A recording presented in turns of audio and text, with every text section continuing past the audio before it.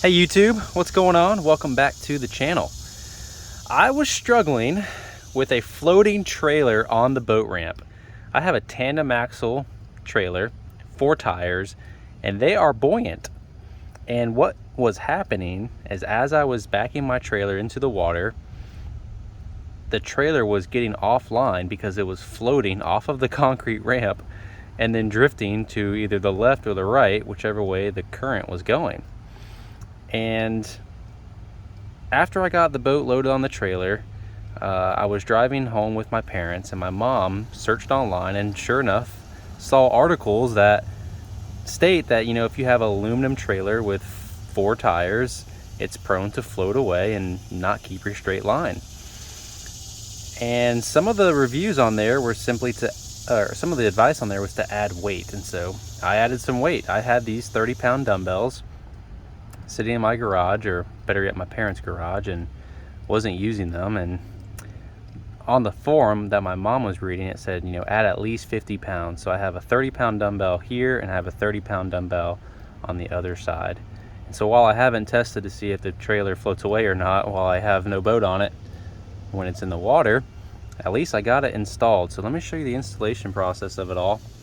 I got stainless steel U-bolts from Home Depot and lock washers on the bottom. I ended up drilling a 1/4 inch hole into the I-frame of the trailer and then bolted down the 30-pound dumbbell in that spot.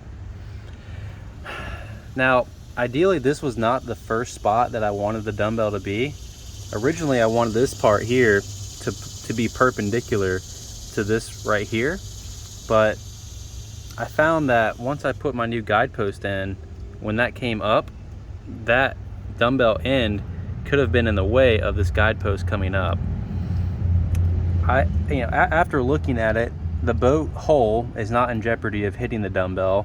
The bunk on the other side, that black bunk, is still taller than this part of the dumbbell, and ultimately I'm happy with the way the install came together.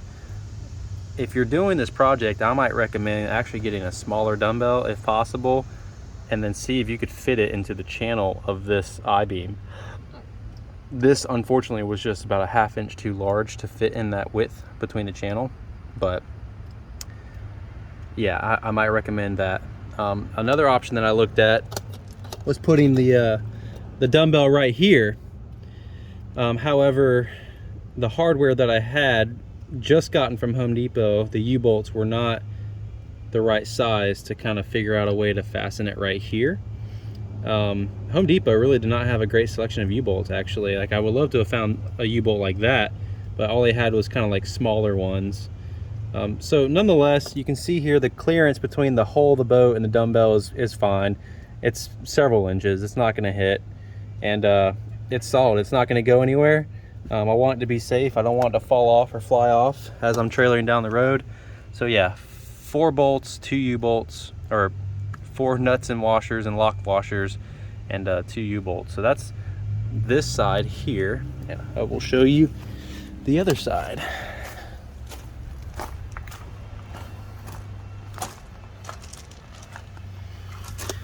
Right there.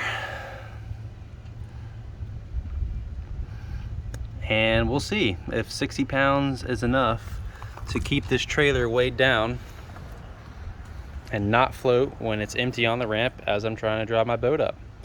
I hope you got some value out of this video. Let me know if you have any questions or any other ideas about how to weigh a trailer down, and talk to you soon. Thanks for watching.